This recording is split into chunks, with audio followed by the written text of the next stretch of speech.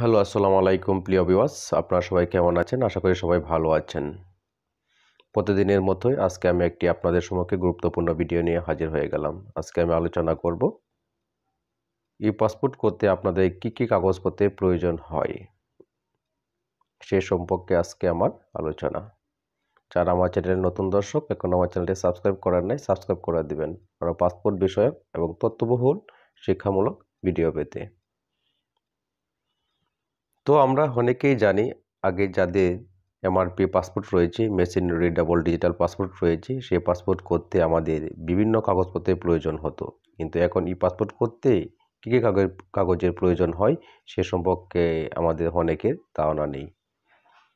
আমরা যারা আগে এমআরপি পাসপোর্ট করেছি সে পাসপোর্ট করতে পাসপোর্টের 2টি ফর্ম, মেশিন রিডেবল 2টি ফর্ম লাগতো, 2 কপি পাসপোর্ট সাইজের ছবি, আর যাদের অপ্রাপ্তবয়স্ক ছিল তাদের 2 কপি ছবি এবং মা বাবার 2 কপি 6 কপি পাসপোর্টের সাইজ ছবি লাগতো।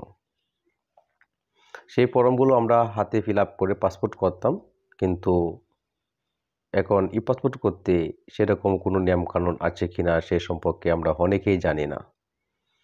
সো আজকে এই ভিডিওর মাধ্যমে আমি আপনাদের জানিয়ে দিব এবং সম্পূর্ণ তথ্য জানিয়ে দিব কিভাবে আপনারা পাসপোর্ট করতে পারেন এবং পাসপোর্ট করতে আপনারা কী কাগজপত্রের প্রয়োজন হবে। যাদের আগে এমআরপি পাসপোর্ট করেছি তারা অবশ্যই মনে আছে যে আমি পূর্বে বলেছি যে 2টি ফর্ম ফিল আপ করতে হয়, সত্যায়িত করতে হয়। সত্যায়িত করার পর আপনারা পাসপোর্টের জন্য লোকাল পাসপোর্ট অফিসে যেতেন, ফিঙ্গারপ্রিন্ট দিতেন, রিসিপ্ট সংগ্রহ করতেন এবং সেই রিসিপ্ট সংগ্রহ করার পর আপনার ভেরিফিকেশন হতো। ভেরিফিকেশন যদি আপনার কমপ্লিট হতো তখন আপনারা হাতে পাসপোর্ট পেতেন। সো এখন পাসপোর্ট করতে কি সত্যায়িত হয় বা সত্যায়িত করতে হয়?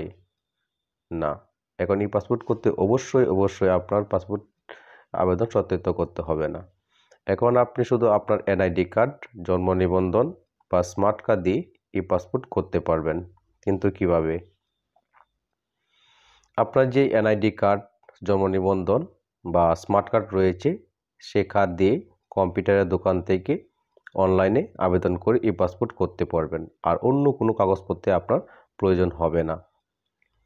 আপনার নির্ধারিত ব্যাংকে Sonali bank, touch bank, Asia bank, premier bank, Dhaka bank ইত্যাদি ব্যাংকে পাসপোর্টের নির্ধারিত ফি জমা করে আপনি পাসপোর্ট করতে পারবেন। আপনি পাসপোর্ট 10 বছরের জন্য করতে পারবেন, আবার 5 বছরের জন্য করতে পারবেন। 48 পৃষ্ঠার বই এবং 64 পৃষ্ঠার বই করতে পারবেন। আপনার পাসপোর্ট করতে কোনো দালালের খপ্পরে পড়বেন না, কাউকে টাকা পয়সা দিবেন না। যেহেতু অনলাইন ভিত্তিক কাজ, আপনার কাজ আপনি নিজেই করুন। আপনার কি সমস্যা হচ্ছে সেই সমস্যা আপনার নিজেরই সমাধান করতে হবে। সো কোনো দালালের খপ্পরে পড়ে আপনার টাকা পয়সা নষ্ট করবেন না।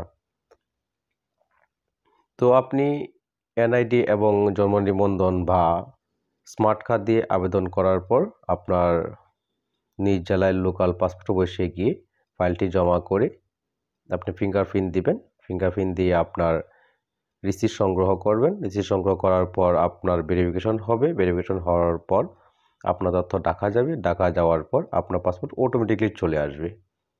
কারো সহায়তার প্রয়োজন নেই। শুধুমাত্র আপনার নিজের পাসপোর্ট আপনি নিজেই একাই করতে পারবেন। ধন্যবাদ সকলকে যারা আমার ভিডিওটি দেখছেন। এখনও চ্যানেলটি সাবস্ক্রাইব করার নাই, সাবস্ক্রাইব করে দিবেন আরও নতুন শিক্ষামূলক এবং পাসপোর্ট বিষয়ক এবং আইন সম্পর্কিত ভিডিও পেতে।